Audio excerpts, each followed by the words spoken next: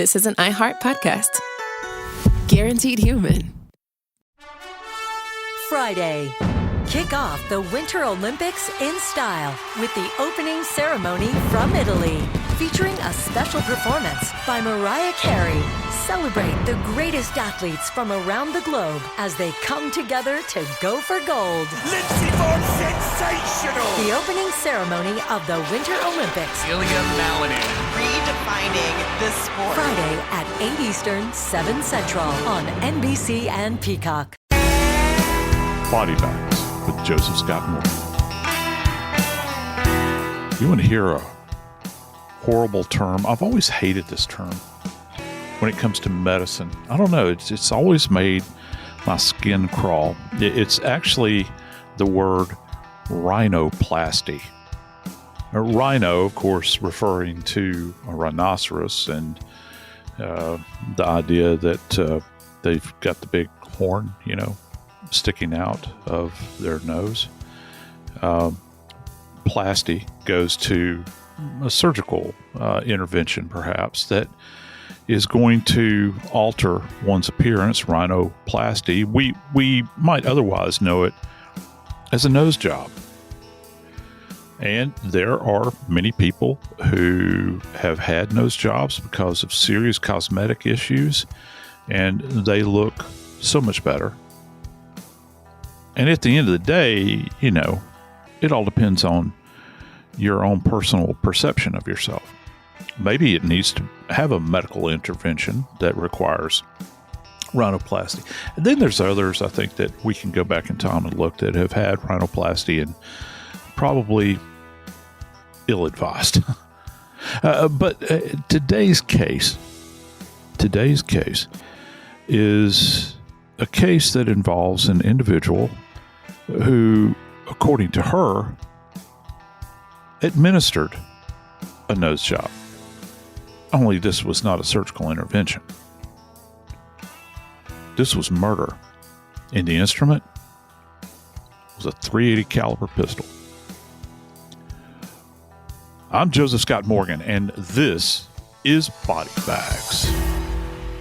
Brother Dave, I'm going to tell you something about myself today that I have never told you. Uh-oh. I know, right? Hold on. Friends, in case you don't know it, Dave and I are actually we do our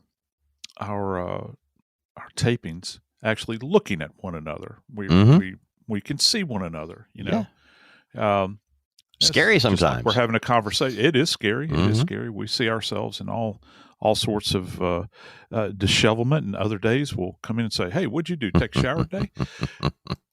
But Dave, did you know I've broken my nose 4 times in my life? Really? Actually, 3, on purpose? And no.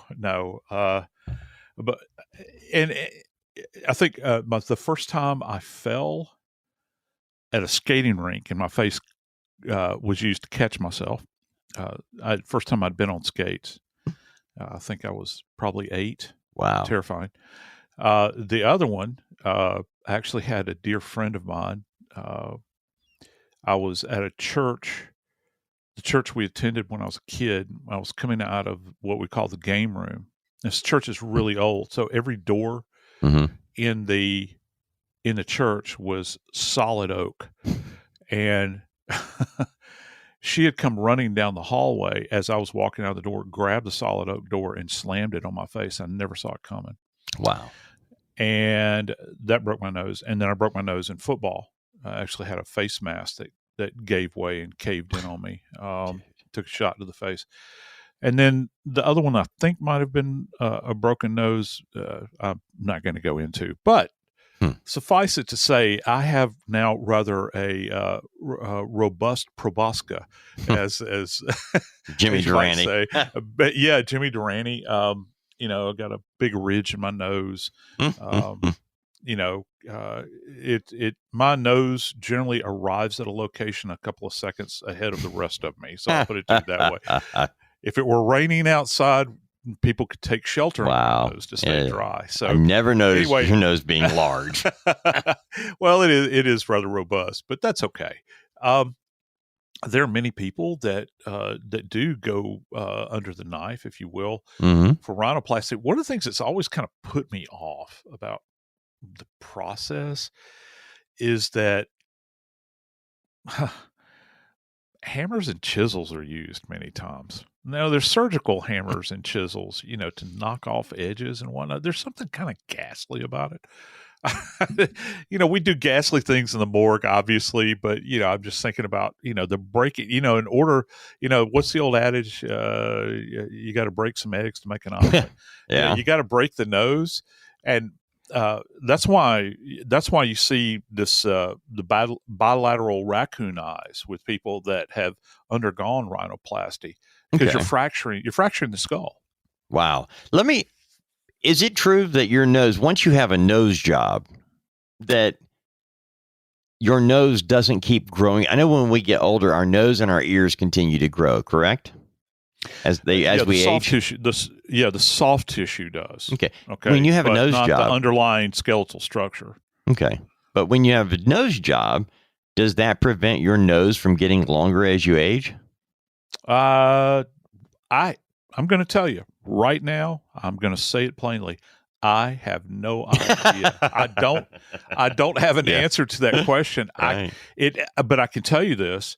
I would think that it would disrupt it to a certain degree.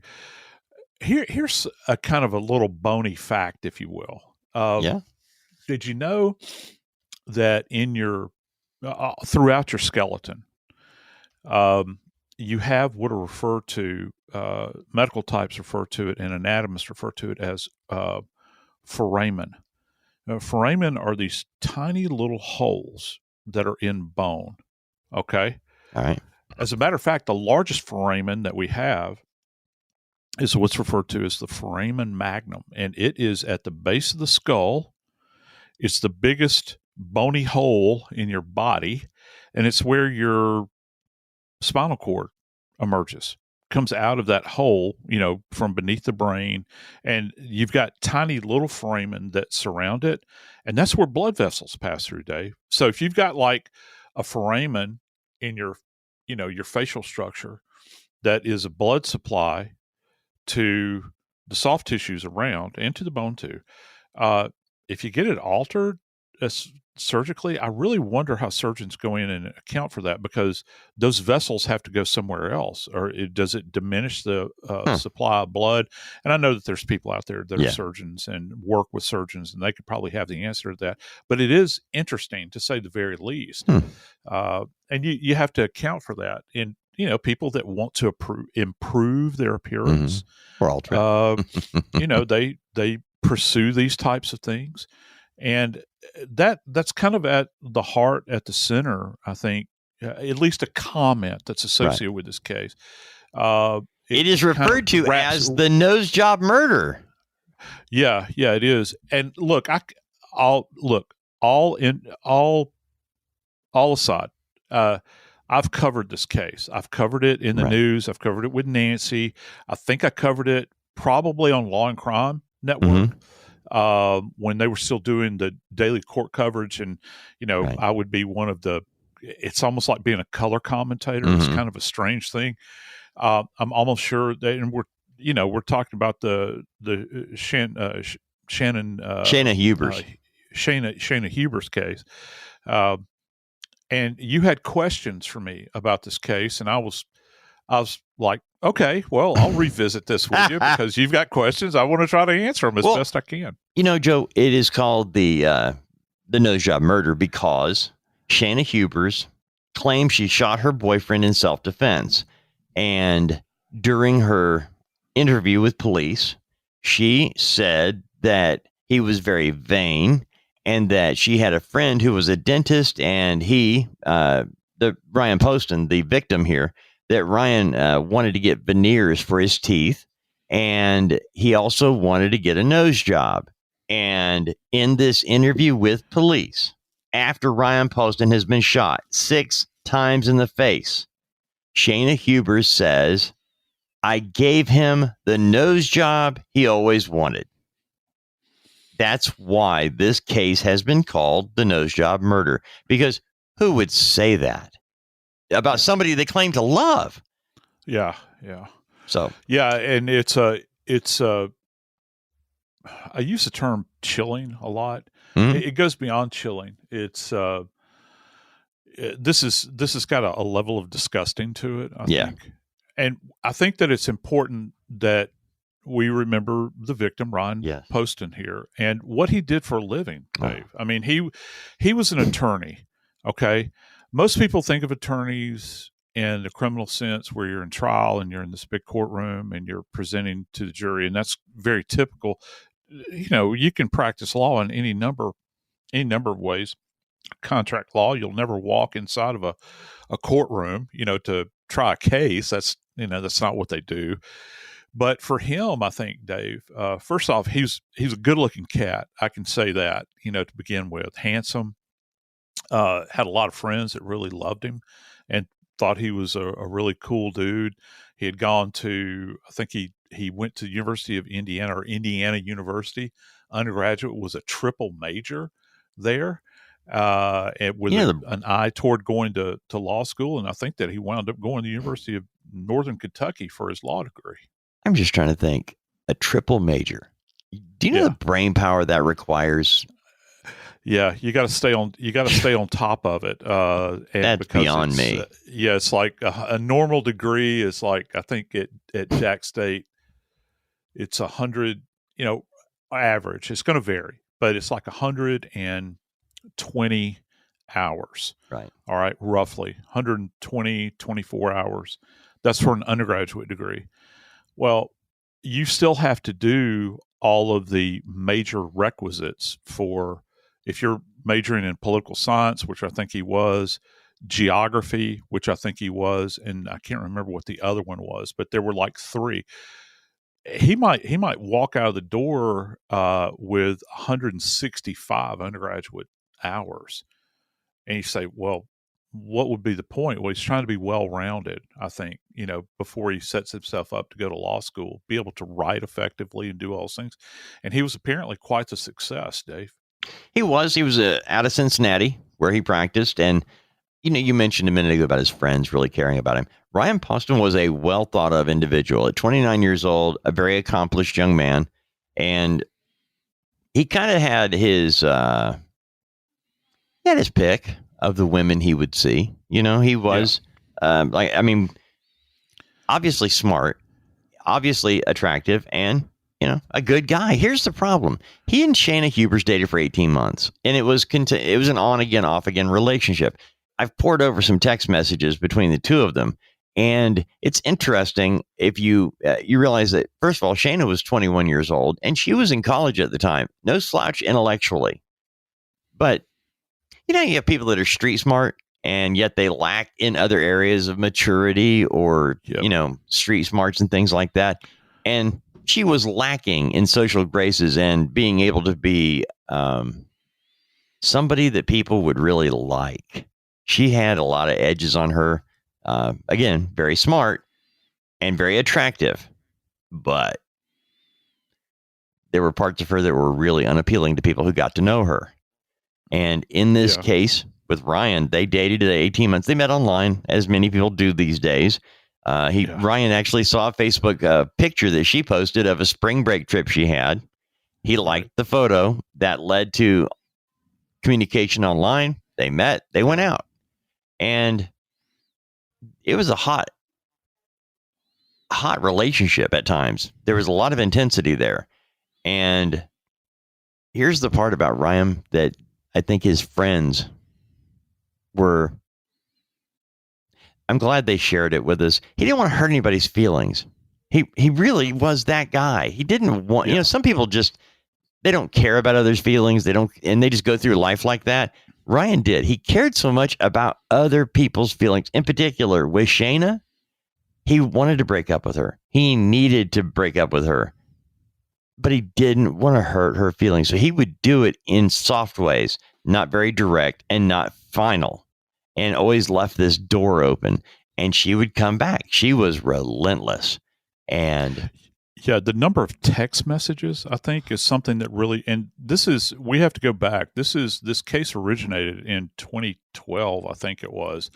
Yeah. And I look back in time, interestingly enough, I got to say, guess what else was in the news at this particular time that kind of parallels this case, and something Shayna Hubers actually referenced, and that's Jodi Arias' trial. Yeah. This was actually, the trial itself was going on during this period of time. I know because, I'd been, I was at HLN at the time, covering this thing with Vinny and the guys, and we covered it for a long, long time, and it's striking parallels, in this case and with Jodi Arias.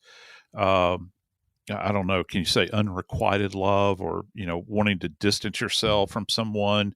You've got this highly charged relationship that's, you've got these people that are deeply, intimately involved. I was listening to an interview regarding this case, and a lady that was speaking, I believe she was one of the former prosecutors, had said that this victim, Ryan, would come home, Dave, and somehow Shayna would get into his apartment, and he would walk through the door, and she would be lying on the sofa nude, smiling at him when he walked in. Now, look, I'm a red-blooded man. I'm not saying that I have an aversion to that when it comes to my wife. However, I have to say, you've got someone that has come into your space and feels that very comfortable in an intimate setting, that very bold like that, and that they don't necessarily want you any longer, and you're going to literally bare yourself to them. You're really in a very, very difficult area. It's an emotionally charged situation, and it can only get worse, Dave. During the time of their relationship, Ryan would text Shayna, "It's over." As you think about how bold it would take for somebody to sneak into the house, break into the house, and be laying there on the couch nude when the man comes home. Shayna was aggressive and relentless when it came to Ryan Poston. She was there constantly, even when he said, "Stop, please stop." But Joe, one thing I did notice, let me share, February 2012, he sends her a text. "You can tell people you broke up with me." He's negotiating here. She won't stop. She won't leave him alone. "Look, tell people you broke up with me." I'm good with that.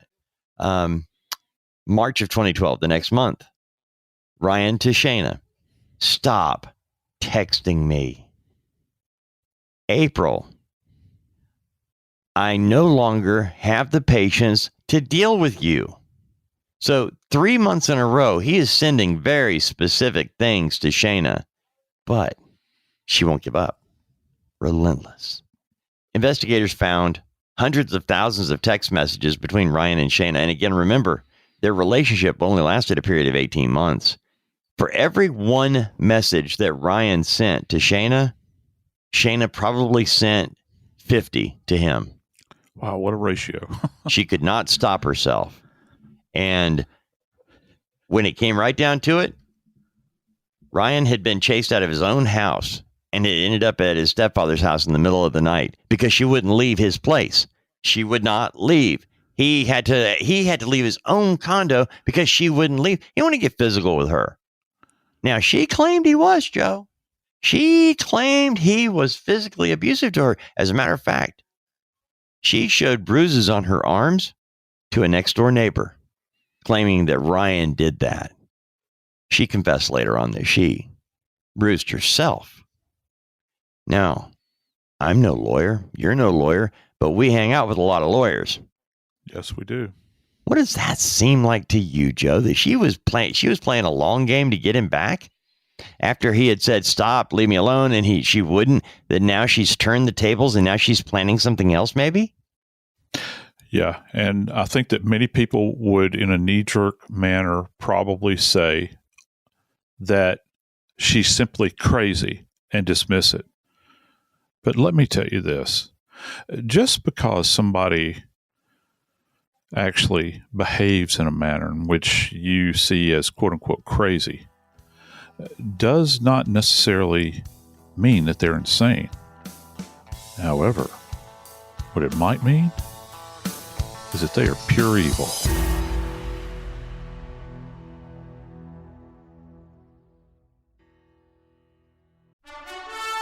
Friday.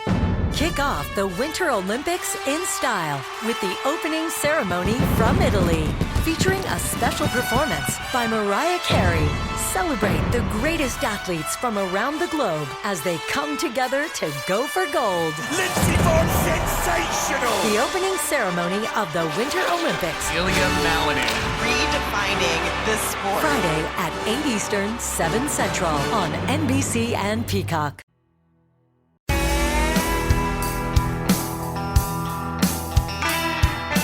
Who actually makes a comment that is so callous when speaking of the dead? And again, I want to, as an advocate for the dead here, I got to say the dead can't offer up any testimony on their own behalf. We need to keep that in mind. But what kind of person and what context was this comment about nose jobs made, Dave?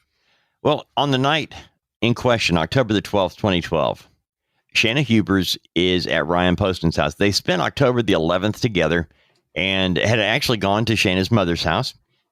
Ryan was trying to ease her out of the relationship. He told Shayna, I have a date tomorrow night on the 12th at 9:30 p.m. I have a date. By the way, his date was with the reigning Miss Ohio USA. Her name is Audrey Bolt.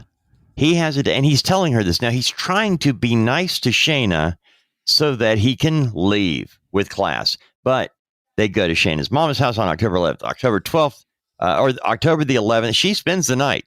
She will not leave Ryan's house. After everything he's trying to do, she still won't leave. So on October the 12th, he's telling her, I have a date. I'm going out. You need to leave. And she won't. On October the 12th, 911 gets a call. Emergency medical services called to the scene because Shayna Hubers says, I shot my boyfriend in self-defense. That's the case. I shot my boyfriend in self-defense in this 911 call. It's hours later when she's being interviewed by police and she explains the shooting and, by the way, 6 shots in all. And she says to the investigator, a female investigator, she's sitting in the room, and Shayna Hubers says he's vain, he wanted veneers, and he wanted a nose job. So I gave him the nose job he always wanted. By shooting him in the face, Joe. That's where the nose job murder comes from. I shot him in the face, and I gave him the nose job he always wanted.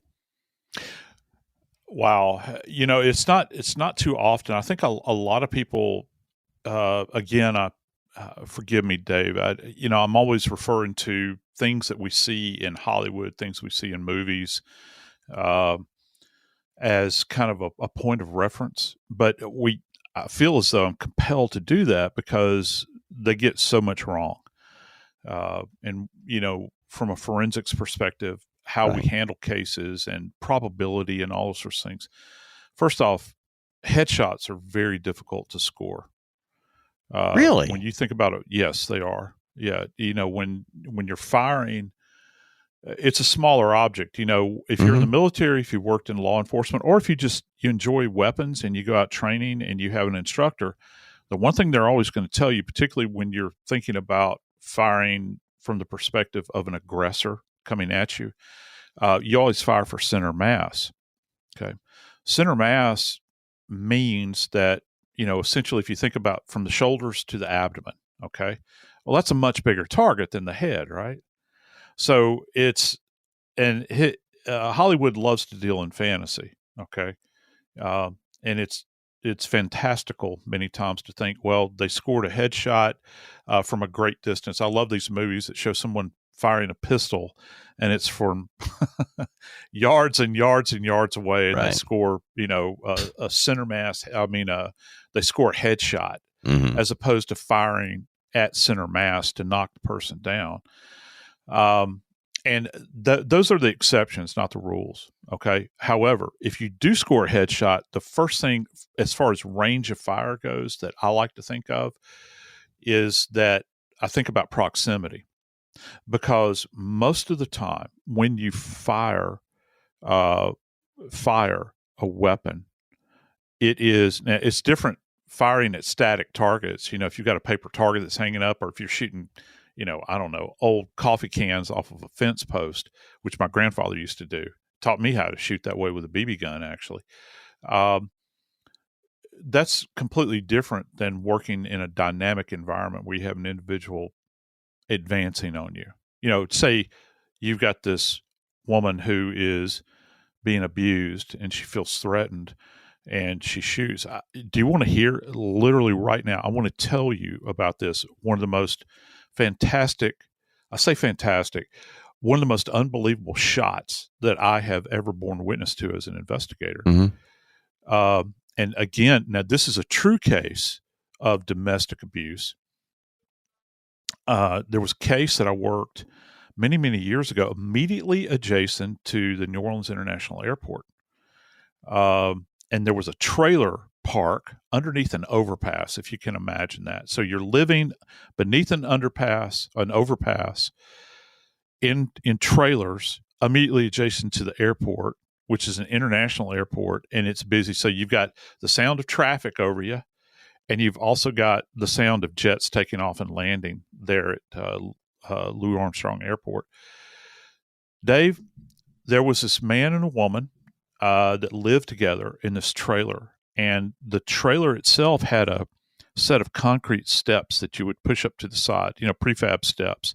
That was a single entrance into it that actually had steps. And they had a screen door on the trailer, and they would leave the primary interior door open. Well, he had beaten this poor woman over and over again. He'd get hammered drunk. He'd raise his hand to her. And then he would have these, bold things that he would get out in the yard and start screaming at the trailer at her, calling her names and just continuing to just act like a wild man after he beat her. They'd had the police that had rolled out there a couple of times. The locals that lived there, they saw it happen. They saw him demonstrating out there outside of the trailer, I guess like marking his territory or something after he would hit this poor woman. Well, he did it one too many times, Dave. And this comes down to the idea of the most incredible shot that I've ever seen. According to witnesses, now I saw the aftermath, okay, but according to witnesses, they heard arguing going on, or they heard him screaming. He had walked out of the house off those concrete steps. The screen door was closed behind him. And he said something to her to the effect, I'm going to come back in there and beat your ass again. And he had said that, and he's screaming this, and he's screaming it over and over again. And and she was a little bitty, tiny thing. She retrieves a 25 caliber pistol, which is one of the smallest caliber handguns you can have. Some people refer to it as a pocket pistol or a belly gun. He is at the base of these stairs, Dave, and he's yelling at her. And somebody says, they heard him say, you got the gun. You've got the gun. Go ahead. I'm a man. I can take it. And he made that pronouncement one more time. I'm a man. I can take, and it cut off, and it was replaced with the sound of pop. Dave, she shot this guy through an intermediate target, which is the screen door, on a downward trajectory. And Dave, here comes the big finish. His mouth was open. He was in mid-sentence. That round passed through his open mouth and actually lodged in the base of his brain. at the stem, his spine, at the stem of the spinal cord there, at the brain stem rather, and dropped him immediately to his knees. Now, that goes to range of fire and proximity. How do you score it? Well, that was a 1 in a million shot through a screen door, into an open mouth, and lodging in the brainstem.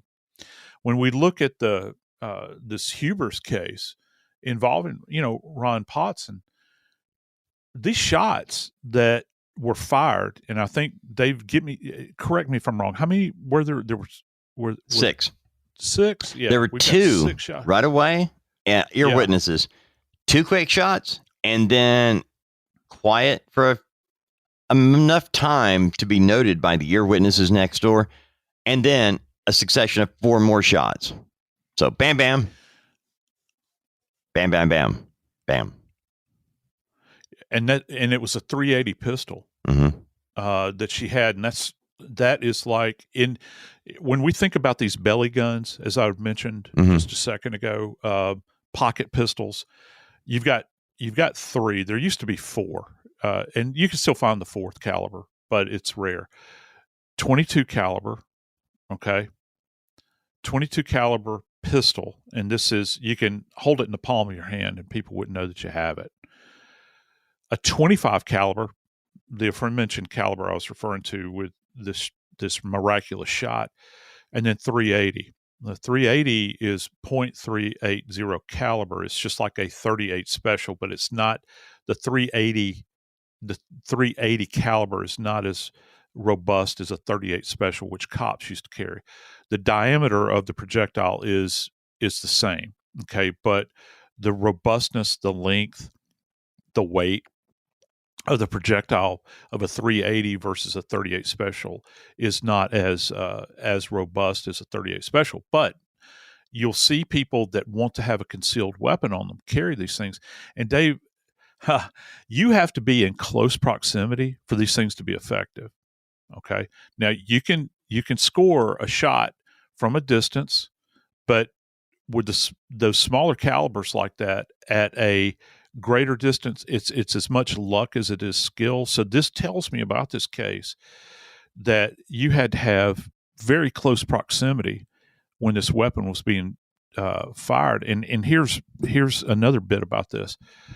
The assessment of Ryan's injuries indicated that he had stippling on his face, all about, as a matter of fact, associated with these rounds. And I got to tell you, for those that don't know, those bits of evidence that are left behind by unburnt gunpowder, for instance, will always tell the tale.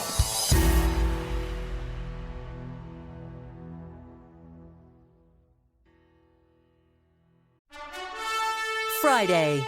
Kick off the Winter Olympics in style with the opening ceremony from Italy, featuring a special performance by Mariah Carey. Celebrate the greatest athletes from around the globe as they come together to go for gold. Lindsey Vonn, sensational! The opening ceremony of the Winter Olympics. Ilya Malinin.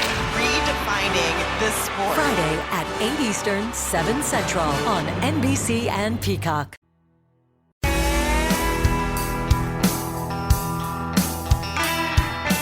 Ballistic fingerprints. I think that's a term that is thrown around frequently, and it's kind of broad ranging, dependent upon how it's being applied, because you have markings on bullets, you have things that are kind of left behind by projectiles, and even by weapons themselves that we look at that are going to paint the picture when a firearm is involved, Dave. Now, I've got questions about multiple things here, Joe. So, one, Shayna Hubers from the very beginning claimed it was self-defense. And we also know that before she called 911, she called her mother. All right. So, yeah. Now, I want to get back to the shooting. You said stippling on our victim here. Ryan had stippling. We know there were 6 shots. We know that Shayna Hubers claims that he was standing, coming towards her. The story is that he pulled a gun on her, that he had been beating her all day like a rag doll, throwing her around, and that he pulled a gun, and she, fearing for her life, grabbed the gun and shot him 6 times in the face. And that's her story, and she's sticking to it. So if he's standing and she shoots him only because he's coming at her and she fears for her life, I'm going to assume, and I want you to correct me, that there's going to be indications of that based on blood on him and surrounding areas. Prosecution claims he was not standing. They claim he was sitting. Yeah. I've got to assume here that we've got a lot of differences between somebody standing being shot in the head and sitting being shot in the head. And you just said stippling. So yeah, there's a whole lot to unpack here, Joe. Yeah, there are. And let me kind of lay this out to you. When we say stippling, relative to our findings in forensic pathology, and stippling will be, you look at the skin, and bits of unburned gunpowder will actually be, with great force, slam into the skin, and it kind of buries itself there. And what it looks like, okay, this is what it looks like. Just imagine, if you will, you had a handful of black pepper, okay, and you just kind of take it and slap it onto a particular surface. You're not kind of tossing it out, like shaking it out of a shaker. You got a handful of it, okay, and you lay it down on a surface, and you'll see, if you did that, you would see it kind of concentrated in a particular area, and as it begins to extend out from the center, it becomes more widely dispersed. All right, that's kind of what stippling looks like. Most of the time, you'll have a defect, which is just a fancy term that forensic pathologists use for hole. All right, so when you're talking about firearms related deaths, so you got the hole that's generated by the projectile, and that's called a defect. And then extending out from it, you'll have these little bitty dots that look like black pepper. Well, those dots are stippling. That's unburned propellant or gunpowder that comes out of the end of the muzzle when the weapon is discharged. So you think that everything is burned up because, it's like when you fire a bullet. I was actually just teaching this the other day in my intro forensics class. When you fire a bullet, okay, a live round, it's almost like launching a rocket. You have a primer cap in the bottom, okay, that's got it's less stable than gunpowder itself, the primer, because what you want to do is you tap it. It's actually a cap that's below there. It sends a spark through the flash holes in the base of the projectile. The powder is seated on top of the flash holes, and the powder ignites and it drives out the projectile. And so just because this thing ignites and it burns off and you hear the loud pop that comes along with a weapon being fired doesn't mean that all that powder is consumed by the fire. Some of it just gets blown out through the explosion. And it's not as it's not what an engineer would call efficient. So people want to have a propellant or the gunpowder. They want to have it to the point chemically where you're going to get literally the most bang for your buck.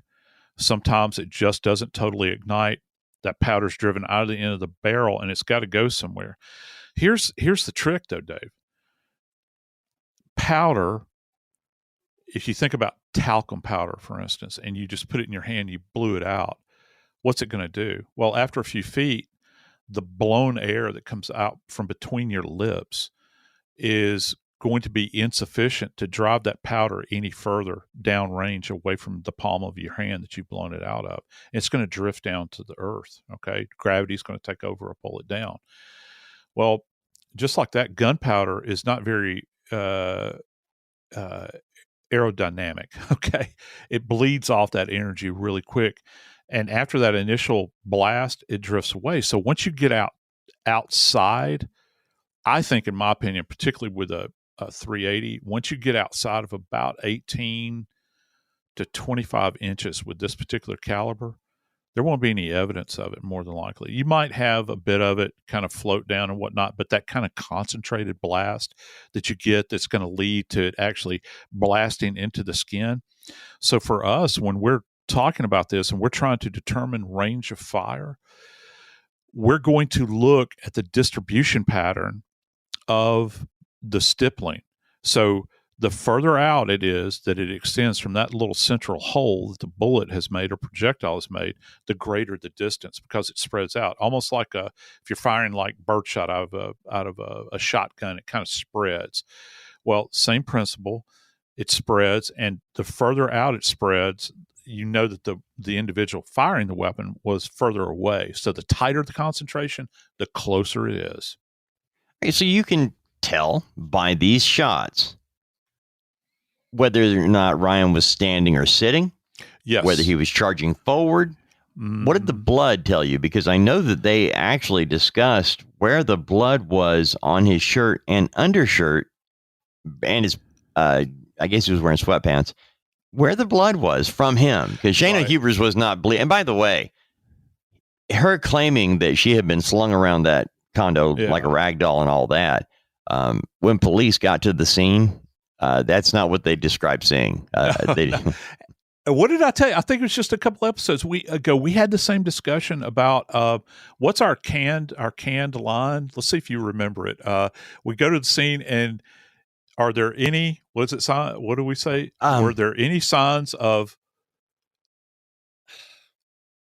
Joe, I'm a nut. I can't figure it out. And I'll give it to you. Any signs of forced entry or struggle? Thank you. That's kind of that's ground zero for what we do. And Right. if I've got a victim that's saying he has been beating my tail all day, as a matter of fact, she goes into great detail. He has been throwing me around like a rag doll. Okay, slung me into the TV. Yeah, and guess what?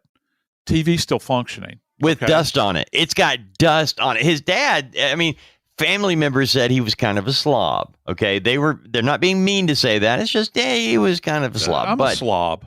And that's the fact that they pointed out on the TV. She specifically said he slung me into the TV. And when they looked at the TV, there was dust on it. And that's something that we would notice very quickly because, and I've actually, I don't know if I've ever had a television. I have had a door though, where individual claimed that they'd been thrown into, and there was a dusty, it was covered with dust. And I've seen a point of impact in dust, and you can almost make out an outline on the door where you can see like the right lateral side impacts. I've seen this on cars, Dave, dusty cars that people are hit by. I saw a guy that was almost bent like a pretzel, that the impact was like in his hip of the bumper, but he bent to the point where you could see his arm catching himself on the hood of the car.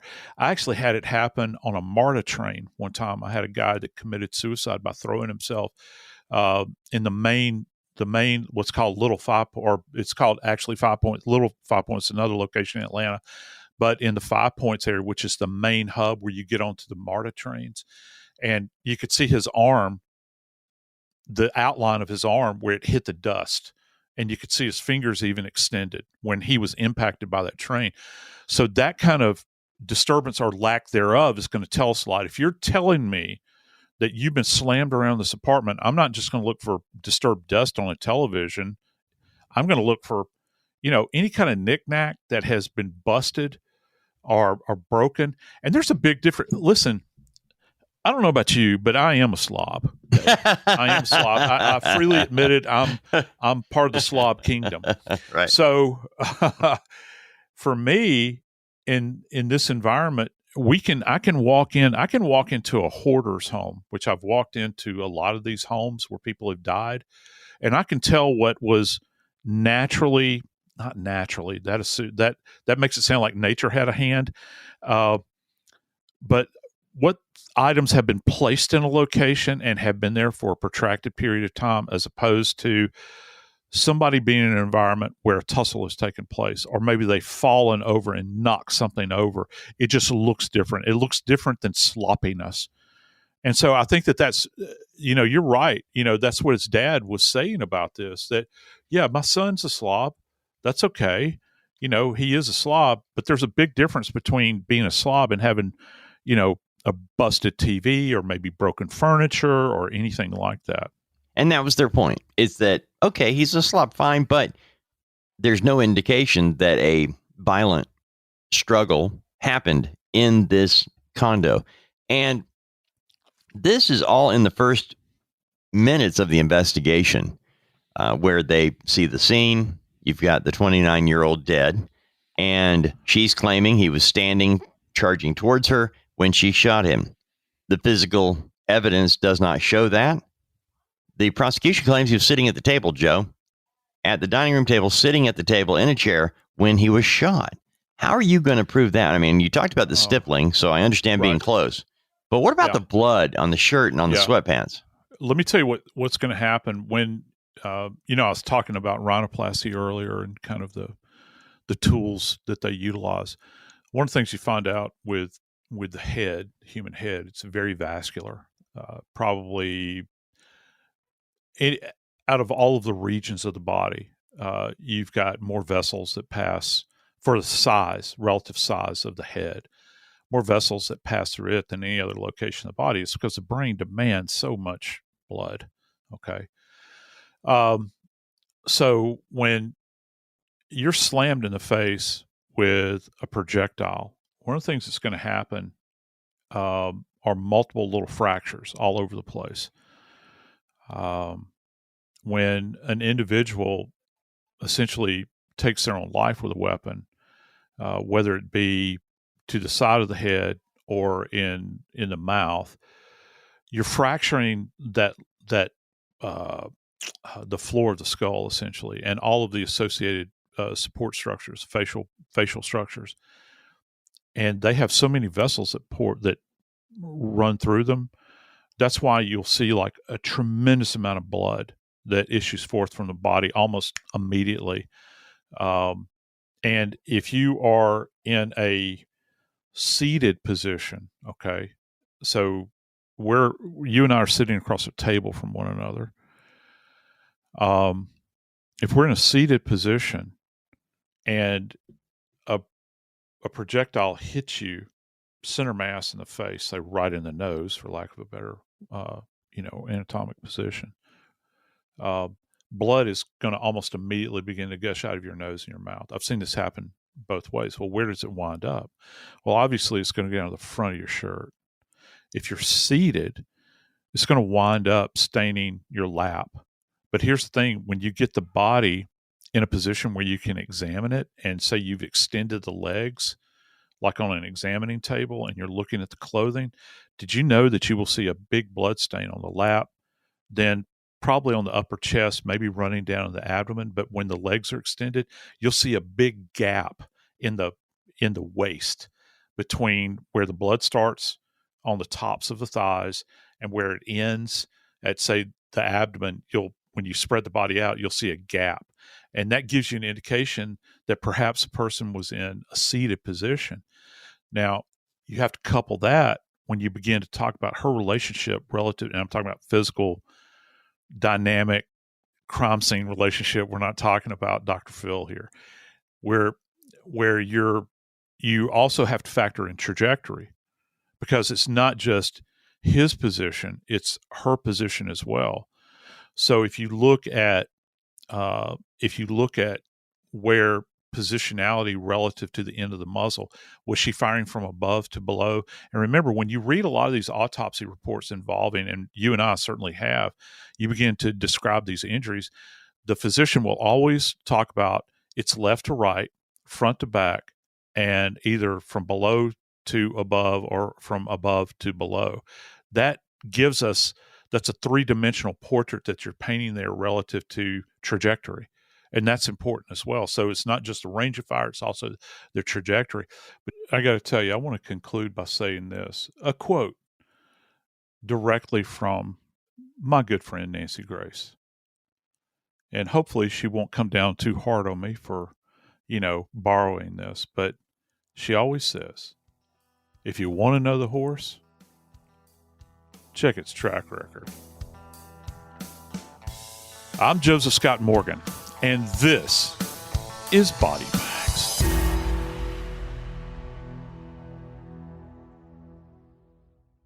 This is an iHeart podcast. Guaranteed Human.